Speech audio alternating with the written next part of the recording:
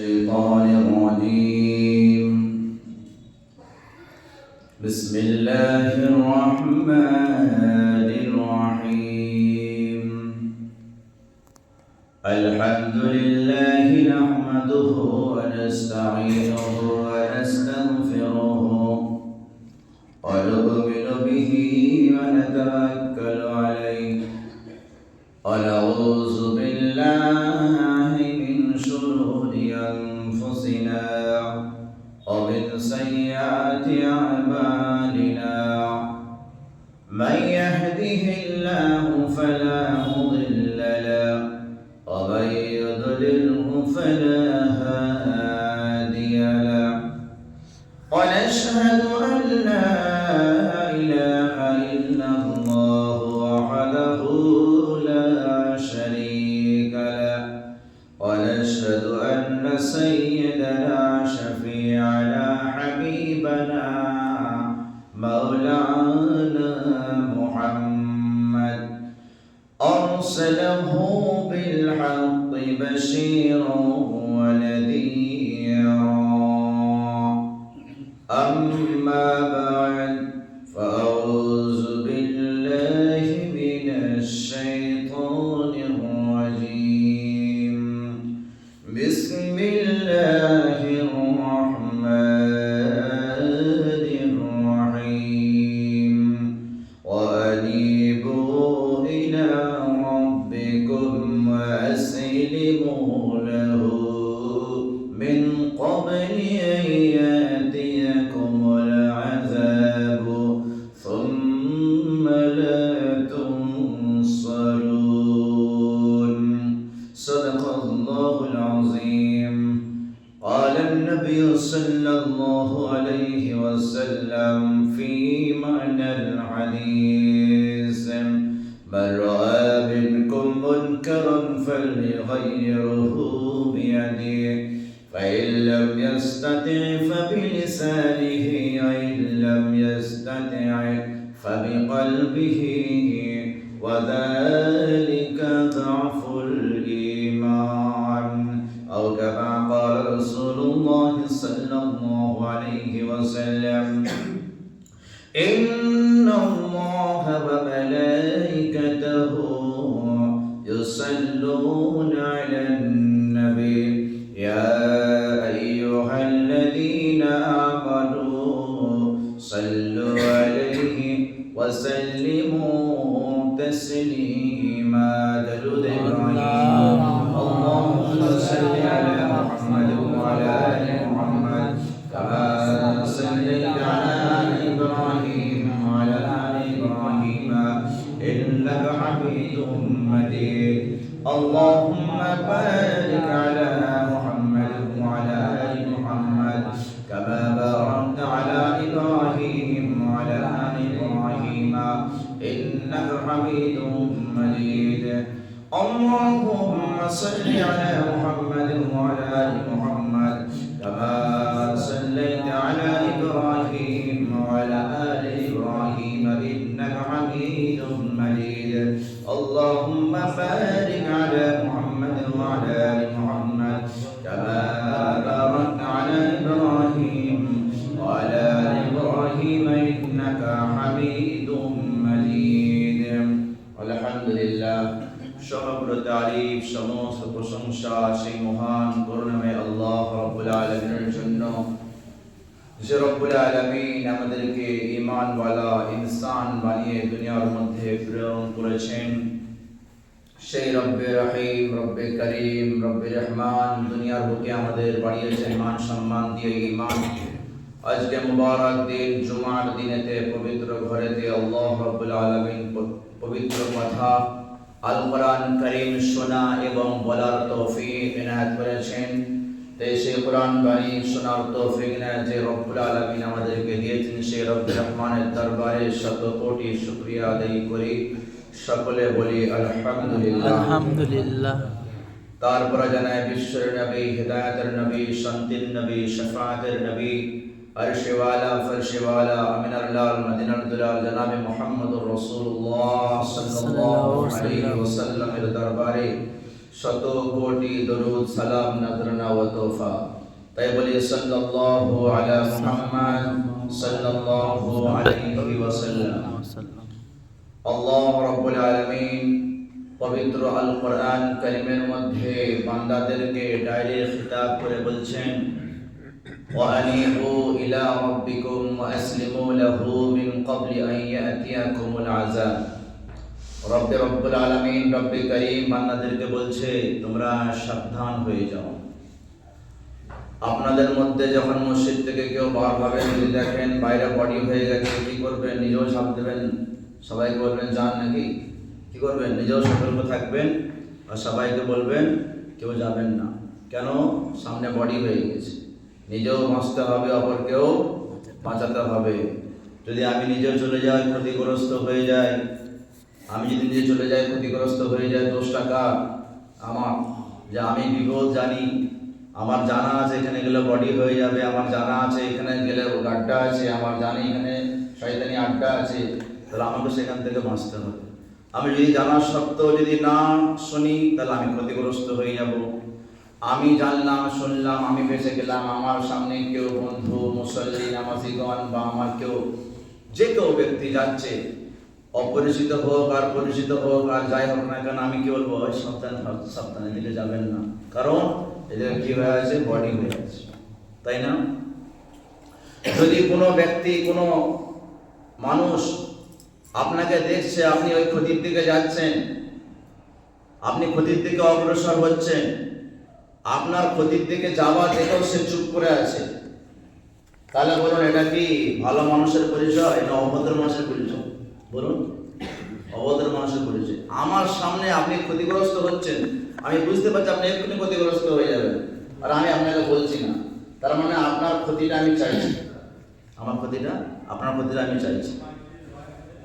কোরআন কারীমের আহ্বান বলছে, নিজেও বাঁচো, নিজেও জাহান্নামের আগুন থেকে বাঁচাও, নিজেও ক্ষতি থেকে বাঁচো, এবং অপর বন্ধুদেরকেও, অপরকেও সেই ক্ষতি থেকে বাঁচার জন্য তুমি সংগ্রাম চালাও, প্রচেষ্টা করো, তোমার সাধ্য সামর্থ্য অনুযায়ী তুমি প্রচেষ্টা করো।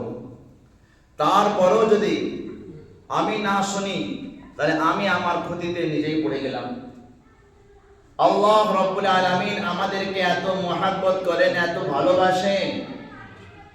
আল্লাহ তাআলা কোরআন কারীমের মধ্যে আগে সাবধান করে দিয়েছেন, বান্দা ওয়া আনিবু ইলা রাব্বিকুম, তোমরা আমার দিকে, তোমার প্রভুর দিকে, রবের দিকে ঝুঁকে যাও।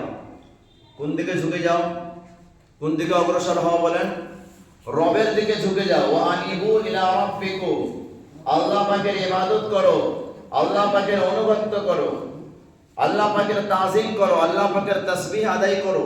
ওয়া আনিবু ইলা রাব্বিকুম ওয়া আসলিমু লাহু, এবং শুধু ঝুঁকে গেলে হবে না, আমি শুধু ঝুঁকে গেলাম আর কিছুই করছি না। ওয়া আসলিমু লাহু, যেটা আল্লাহ পাক হুকুম করেছেন সেটা মানো, আর যেটা থেকে দূরে সরতে বলেছে সেখান থেকে দূরে সরে যাও। যেটা করতে বলেছে করো, আর যেখান থেকে সরতে বলেছে সরো। কি বললাম? যেটা করতে বলেছে সেটা কি করো? সেটা করো, আর যেখান থেকে সরতে বলেছে সেখানে সরো। ওয়া আনিবু ইলা রাব্বিকুম ওয়া আসলিমু লাহু, তার অনুগত্য করো। মিন ক্বাবলি আন ইয়াতিয়াকুমুল আযাব, তোমাদের কাছে আযাব আসার আগে। আল্লাহ রাব্বুল আলামিন আমাদেরকে ভালোবাসেন বলে বলেছে, বান্দা এইদিকে খারাপই আছে, এইদিকে ক্ষতি আছে, জাহান্নামের রাস্তা থেকে অগ্রসর হবে না, হলে তোমরা ক্ষতিগ্রস্ত হবে। তাও যদি তুমি না শোনো, তাহলে জেনে রেখে যাও আমার আযাবের অপেক্ষা করো। কিসের অপেক্ষা করো বলে? আমার আযাবের কি করো? অপেক্ষা করো। আচ্ছা, আল্লাহ পাক যে বলেছেন আযাবের অপেক্ষা করো, তাহলে কি বোঝা যাচ্ছে? আমরা যখন সীমা অতিক্রম করবো, সীমা লঙ্ঘন করে দেবো, তাহলে আল্লাহ আপনাদের আযাব সুনিশ্চিত, এতে কোনো সন্দেহ আছে? কোনো সন্দেহ নেই। আজ আমরা বিশ্ববাসী 15 মাস ধরে দেখছি ফিলিস্তিনি অসহায় মুসলমানদের প্রতি জুলুম, অত্যাচার, অবিচার হয়ে চলেছে। এই যে আমরা বসে আছি, আমাদের মধ্যে বয়স্ক ব্যক্তি, জোয়ান নওজোয়ান ব্যক্তি, তরুণ ব্যক্তি, এই কুচি কুচি মাসুম বাচ্চা, দুধের বাচ্চা, মহিলা, নারী, সর্বস্তরের প্রতি নির্মম অত্যাচার চালিয়েছে ইসরায়েল। আমেরিকার সম্পূর্ণ সহযোগিতায় সারা বিশ্ব দেখছে। আজ সারা বিশ্ব দেখার সত্ত্বেও শুধু তামাশা দেখছে, কিছু করছে না। আমার পয়সা আছে, আমি অনলাইনে পাঠিয়ে দিলাম, আরে স্ক্যানার দেওয়া আছে, ফিলিস্তিনে যাবে, পাঠিয়ে দিলাম, আমি আলহামদুলিল্লাহ, আই এম সো হ্যাপি, আমি দিয়ে দিলাম, তাদের কাছে পৌঁছে গেল। আমি দিয়ে তো দিলাম, সে খাবারটা তার কাছে পৌঁছাচ্ছে কিনা সেটা আমি খবর নিলাম না।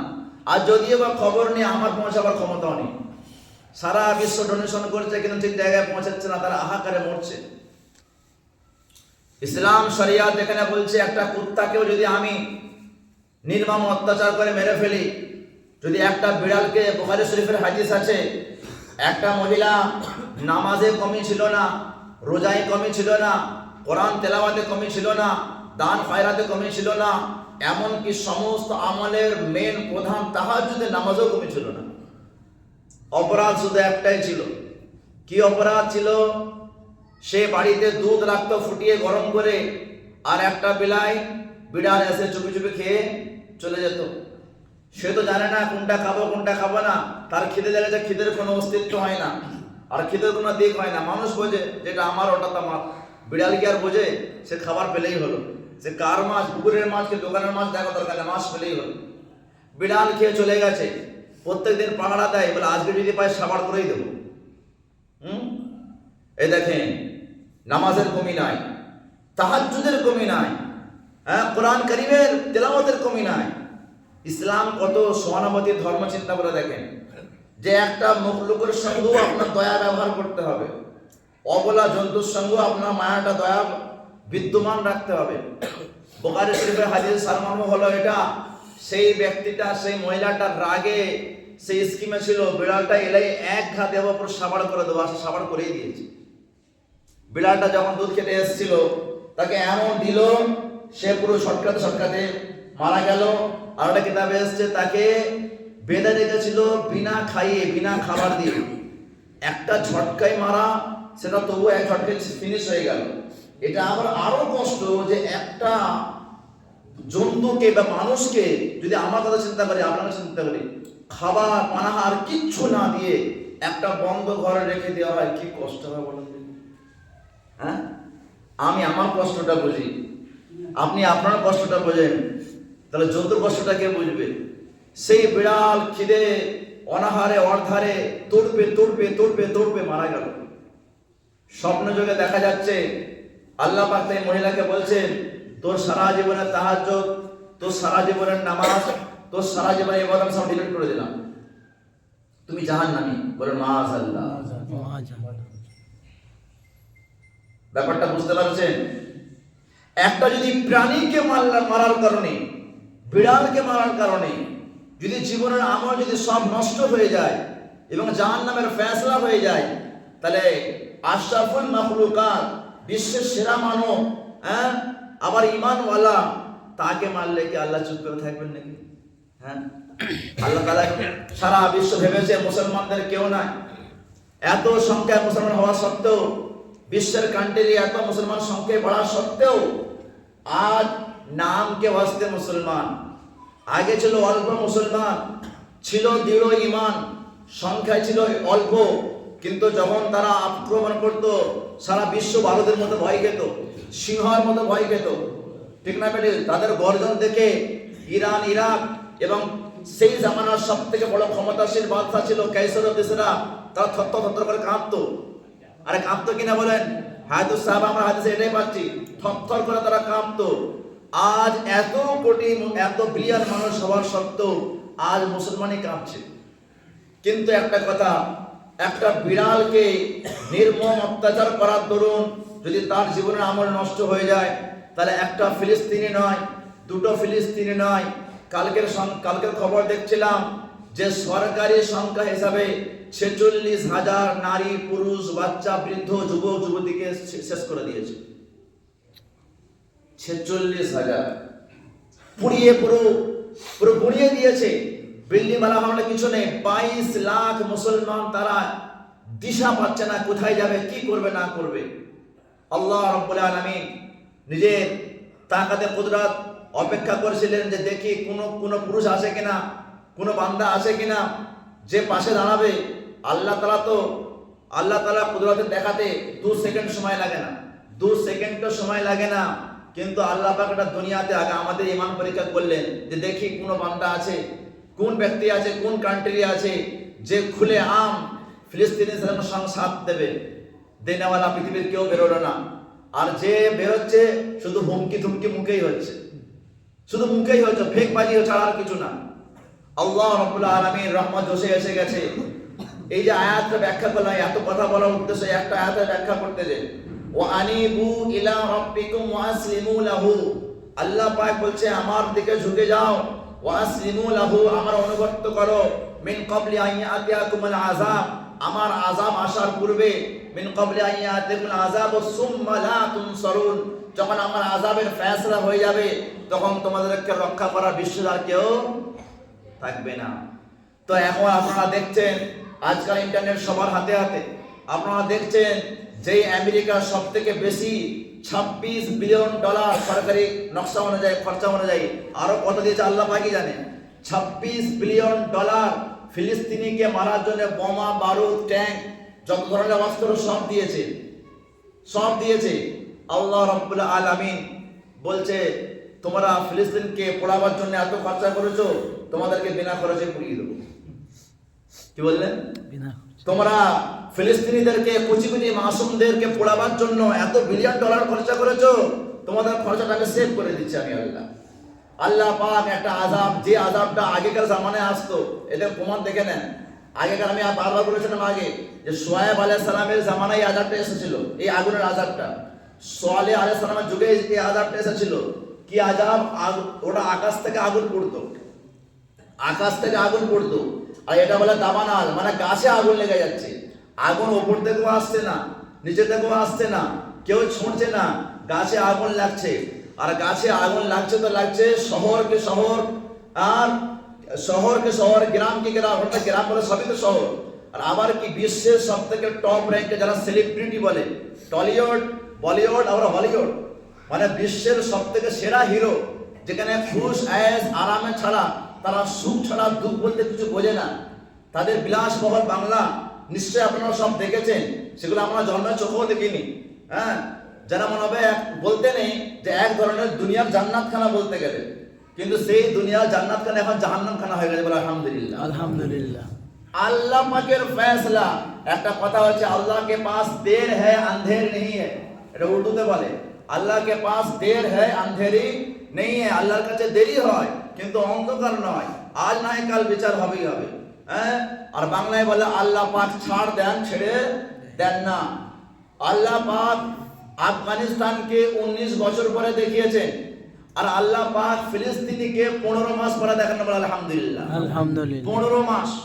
15 মাস পরে আল্লাহ পাক দেখালেন। সেই আগুন আজকে নিয়ে 10 দিন চলছে।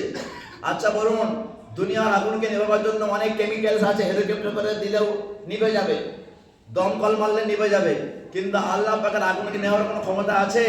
হ্যাঁ, যতই কিছু আধুনিক যারা সারা বিশ্বের কাছে সুপার পাওয়ার বলে দাবি করে, তারা আজ অসহায়। আর মজার বিষয় হলো, কেউ হয়তো কিছু করতে পারেনি, হয়তো আমেরিকার বিরুদ্ধে লড়তে পারেনি, ফিলিস্তিনের সঙ্গে সাথ দিতে পারেনি, কিন্তু সবার মুখে একটাই কমেন্ট আসছে, একটাই আসছে যে এটা দুনিয়ার হিসাব, এটা আল্লাহ পাকের হিসাব। যে তোমরা নিরীহ মুসলমানদের বলে কথা নাই, মুসলমান ওটা পরের কথা, ধর্মটা পরের কথা, মানুষ, নিরীহ মানুষের প্রতি নির্মম অত্যাচার চালিয়ে 15 মাস ধরে কিভাবে তোমরা অন্যায় অবিচার করছো, আজ আল্লাহ রাব্বুল আলামিন তোমাদের খাতা কলমে দেখিয়ে দিচ্ছে যে আমি সুপ্রিম পাওয়ার, মহিয়ান গরিয়ান বিরাজমান। এটা জাস্ট স্টার্টিং করলাম, দুনিয়ার জন্য হালকা চলো, এটা কিছুই নয়, জাহান্নামের ক্ষেত্রে কিছুই নয়। সবাই ভাবে আরে যেতে হবে, আখিরাতে দেখা যাবে। এবারে দুনিয়ায় দেখো, আল্লাহ পাক কিছু ঝলক দুনিয়াতে দেখান। যদি দুনিয়াতে না দেখাতেন তাহলে আমরা কোরআন পড়ে হিদায়াত পেতাম না। আল্লাহ পাক কোরআন কারিমে যত ঘটনা বলেছেন, বাস্তব ঘটনাকে চিত্র করে তুলে ধরেছেন। বাস্তবে আল্লাহ রাব্বুল আলামিন কওমে আদ, কওমে সামুদ একটা বস্তিকে উড়িয়ে দিয়েছিলেন। যদি আপনাকে কেউ এক্ষুনি বলে যে হাওড়া স্টেশনে এত ঝড় হয়েছে, হাওড়া ব্রিজ আকাশে উড়ছে, সব গল্প মনে করবেন। আর করবেন কিনা বলেন? হ্যাঁ, যে স্টেশন শিয়ালদা সব আকাশে উড়ছে, আপনাদের একটা গল্প মনে হবে তো? হ্যাঁ, কিন্তু কোরআন কারীমের মধ্যে কওমে আদ কওমে সামুদের বিষয়ে এসেছে ফাআম্মা আদুন, এবং কওমে সামুদ বিষয়ে বলছে যে আল্লাহ রাব্বুল আলামিন 7 দিন 8 রাত বরাবর লাগাতার তুফান চালিয়েছেন, লাগাতার, এটা নন স্টপ, কোনো স্টপেজ নাই। আমফান ঝড়ে তবু স্টপেজ হয়ে গিয়েছিল, 5 ঘন্টা 6 ঘন্টা 7 ঘন্টা পরে স্টপেজ হয়ে গিয়েছিল। কিন্তু আল্লাহ রাব্বুল আলামিন কওমে আদ এবং কওমে সামুদকে যে আযাবটা দিয়েছেন নন স্টপ আযাব, 7 লায়াল ও 8 আইয়াম। হ্যাঁ, তো বলছে 8 দিন 7 রাত লাগাতার ভাবে তুফান এমন চলেছে, বলছে সেই তুফানে জমিনকে তরল করে বা যে কোনো ভাবে আল্লাহ রাব্বুল আলামিন, সবই তো আল্লাহ পাকের নিয়ন্ত্রণে, সবই আল্লাহ পাকের নিয়ন্ত্রণে। আমরা তারই কৃপাতে আছি। যদি এখনই আল্লাহ পাক জমিনকে হিলিয়ে দেয়, যেহেতু পানি ভাব বেশি আছে আর মাটির ভাগ কি আছে, আমরা সবাই পড়াশোনা করেছি, মাটির ভাগ কম আছে, পানির ভাগ বেশি আছে। যদি পানিতে নৌকা থেকে নৌকা কি হয়, দোলাদুলি করে, আমরা দুলতাম। কিন্তু আল্লাহ রাব্বুল আলামিন বলছে ওয়াল জিবালা আওতাদা, আমি পাহাড়কে পেরেক স্বরূপ বানিয়ে দিয়েছি। বলেন সুবহানাল্লাহ।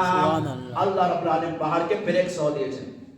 যদি পাহাড় না থাকতো আমরা দুনিয়াতে চলাফেরা করতে পারতাম না। তো কওমে আদ কওমে সামুদকে আল্লাহ রাব্বুল আলামিন এতদিন ধরে উড়িয়েছেন, সারা বস্তিকে শহরকে আকাশে উড়িয়ে দিয়েছেন। আর বলছে যখন এমন ভাবে ফেলেছেন, সেই ফেলার পরে মানুষ তো পরের কথা, সে দেশের চিত্র আর মানুষকে খুঁজে পায় না। সেই দেশ এখনো আছে, সেই জায়গায় এখনো আছে, মানুষ দেখার জন্য যায় যে কওমে আদ কওমে সামুদের জায়গাটা কি। এটা কোরআনেও আছে, আপনি মিলিয়ে নেবেন। ইন্টারনেটের যুগ, যেতে না পারেন সার্চ করবেন, 2 সেকেন্ডে পেয়ে যাবেন যে কওমে আদ কওমে সামুদের জায়গাটা কোথায়, আপনি সার্চ করবেন, পেয়ে যাবেন। আর তারা নিজেকে গর্বে এমন করতো পাহাড় দিয়ে, তারা পাহাড় দিয়ে, হামান ফেরাউন তারা পাহাড় দিয়ে ঘর বানাতো, বড় বড় ঘর। তারা বলতো আমাদের থেকে বড় তাকতওয়ার কে আছে? আল্লাহ বলছে আমি আছি। কি বলছে? আমি আছি। দেখো তুমি তাকাতের গরম দেখাচ্ছ, তোমার তাকাত তোমার জমিন সহ আমি উড়াতে পারি। তো আল্লাহ রাব্বুল আলামিন যে কোরআন কারীমে যেটা যা যা বলেছেন, তার একটা মাত্র শুআয়ব আলাইহিস সালামের ঝলকটা আমেরিকায় দেখাচ্ছে, জ্বলছে, সব এখনো পর্যন্ত চলছে। এই তো শুরুয়াত হয়েছে। আল্লাহ পাক শেষ পর্যন্ত কি করেন সেটা একমাত্র আল্লাহ পাকে জানেন। এটা অনেক আগে আসতো যদি সারা বিশ্বের মুসলমান যদি সঠিক রাস্তায় যদি চলে আসতো। কিছু না, যদি আল্লাহ পাকের হুকুম আর মোটামুটি নবীর তরিকায় চলে আসতো, তাহলে আল্লাহ পাকের আযাব তাদের বিরুদ্ধে আর মুমিনদের সহযোগিতা তাদের বিরুদ্ধে এর অনেক আগেই চলে আসতো। কিন্তু আর আমাদের ইমানের দুর্বলতার কারণে এটা লেট হয়েছে, দেরি হয়েছে। তাই আল্লাহ পাক যে দিয়েছেন, সারা বিশ্বকে দেখাচ্ছেন যে আমি রব্বুল আলামিন কোরআনে নিয়ে ওয়াদা করেছিলাম, ওয়া আনিবু ইলা রাব্বিকুম মিন ক্বাবলি আন ইয়াতিকুম আযাব ওয়া আনিবু ইলা রাব্বিকুম মুসলিমু লাহু, তুমি আল্লাহর দিকে ঝুঁকে যাও, আল্লাহর দিকে অনুগত করো, মিন ক্বাবলি আন ইয়াতিকুমুল আযাব, আযাব আসার আগে, যখন আযাব এসে যাবে সুম্মা লা তুনসারুন। এই আয়াত তো শুধু তাদের বিরুদ্ধে নয়, আমাদেরও বিরুদ্ধে। আমরা ঈমানওয়ালা, আমরা মুসলমান, নবীর উম্মত হয়ে যদি আল্লাহ পাকের হুকুম জনাবে রাসূলুল্লাহ সাল্লাল্লাহু আলাইহি ওয়াসাল্লামের তরিকার বিরুদ্ধে চলি, আল্লাহ পাক যেগুলো হারাম করেছে যদি হারামের দিকে অগ্রসর হয়, এটা আমাদের জন্য সাবধান, এটা আমাদের জন্য সাবধান। মানে আমাদেরকে সতর্ক হতে হবে যে আমরা আমাদের সমাজে যেগুলো করতে চলেছি বা করেছি, সেগুলো কি আল্লাহ পাক খুশি হয়েছে, রাসূল খুশি হয়েছে, না শয়তান খুশি হয়েছে? আমরা কাকে খুশি করেছি?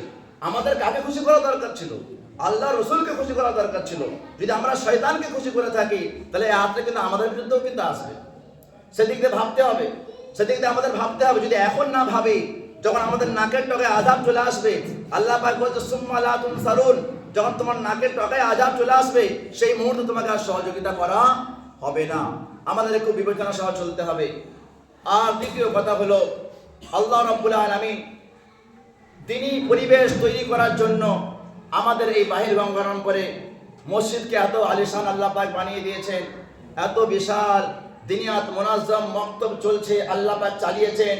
আপনাদের শত শত ছেলেমেয়েরা এই প্রতিষ্ঠান থেকে 24 ঘন্টার মধ্যে 1 ঘন্টার কারণে কিছু না হোক হিজাব পেয়েছে, পর্দা পেয়েছে, বুরকা পেয়েছে, নবীর সুন্নত পেয়েছে, মাথায় টুপি পেয়েছে, ইসলামী কিছু তরিকা পেয়েছে কিনা?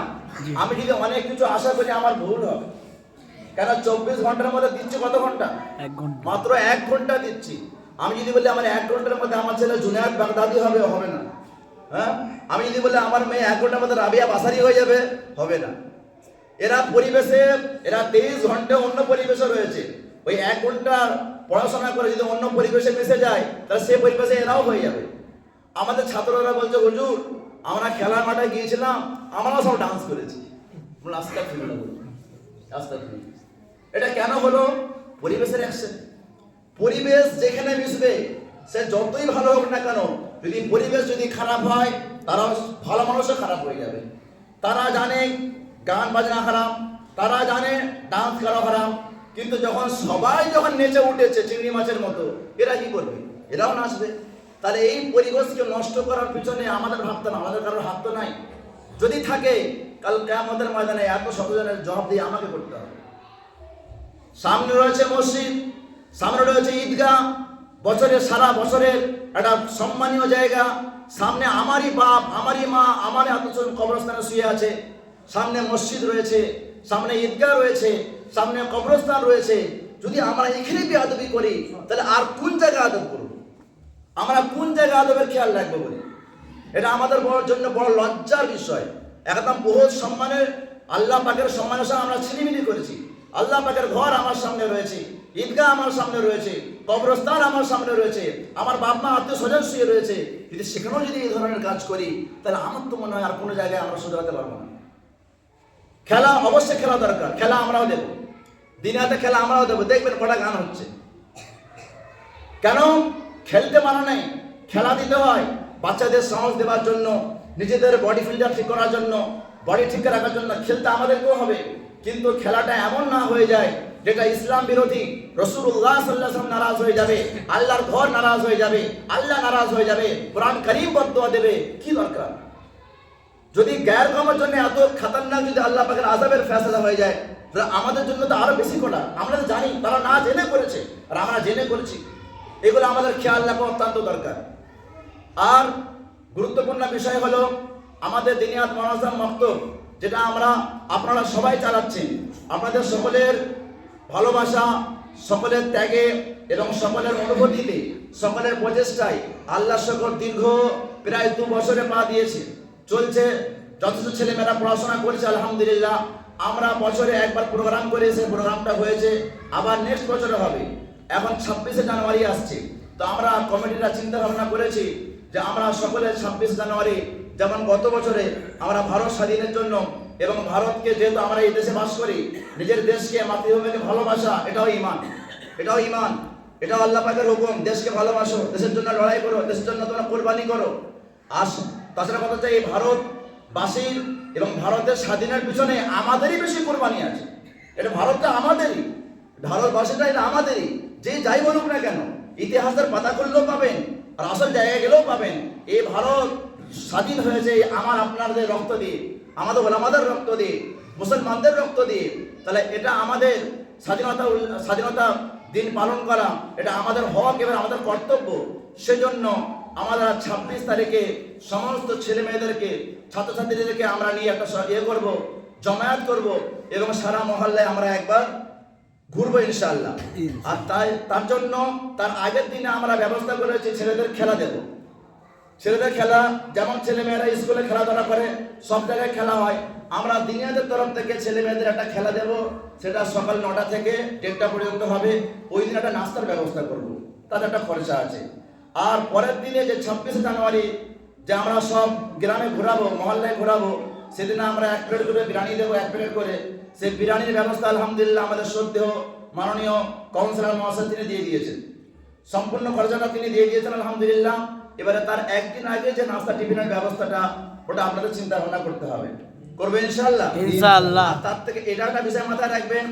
আর সেই দিনে আমরা প্রাইজ দেবো, যাতে ছেলেমেয়েরা একটু সাহস বাড়ে, তাদের একটা উৎফুল্ল হয়, আনন্দ হয়, আনন্দিত হয়। তারা এটাও ভাবে যে দিনা শুধু পড়াশোনার জন্য একটু খাওয়া হয় না, আমরা পড়াশোনাও দেবো, খেলাধুলাও দেবো। ভারতের বিষয়ে আমরা তাদেরকে সেই বিষয়ে সংগ্রামও করাবো, বা তাদেরকে সেই বিষয়ে আমরা নাজামও শেখাবো, আর প্রাইজও দেবো। তো এই বিষয়ে আমরা যদি সবাই চিন্তা ভাবনা করি, আশা করি ইনশাআল্লাহ ব্যাপারটা হয়ে যাবে। আর সব থেকে আরো গুরুত্বপূর্ণ বিষয় হলো আমাদের মসজিদ আলিশান মসজিদ, কিন্তু এই ব্যাপার মসজিদটা এমন একটা জায়গায় মানুষ এসে মসজিদ খুঁজে পায় না। মিনারের খুব প্রয়োজন, মিনারের খুব প্রয়োজন। মিনারটা কি হবে না হবে সেটা পরে দেখা যাবে। এখন সব থেকে বিষয় আরো গুরুত্বপূর্ণ আজানের সমস্যা। এই পাশে বাড়িতে মহল্লাতে বলছে আজান ক্লিয়ার শুনতে পাচ্ছি না, আর এর বৃহত্তম কারণ হলো মাইক আমাদের নিচে আছে, মাইক নিচে আছে। তো আমরা বারবার আলোচনা করেছি, এবারে সিদ্ধান্ত হয়েছে যে মাইকটা উঁচু করার অনেকটা প্রসেসিং আছে। হয় আপনার স্ট্রাকচার করতে হবে গ্রিলের দ্বারা বা লোহার দ্বারা, বা গাঁথনি করতে হবে, কিংবা যেহেতু দ্বিতীয় তলা হওয়ার প্ল্যানিং আছে, অনেকগুলো প্ল্যানিং আছে। এখন এই মুহূর্তে মাইকটা উঁচু করার জন্য সামনে রমজান মাসে আসছে, ইফতারির ব্যাপার আছে, সেহরির ব্যাপার আছে, নামাজের ব্যাপার আছে। নামাজ তো সারা বছরই, তো বিশেষ করে রমজান আরো গুরুত্বপূর্ণ, যেহেতু সেহরি ইফতারের ব্যাপার রয়েছে।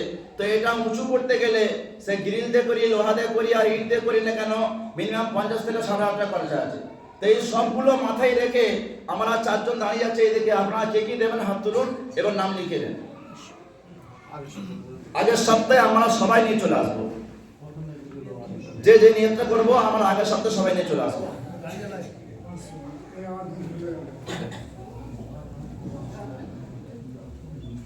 উঠি ভাই, আরেকজন কি আছে পিছনে? উঠে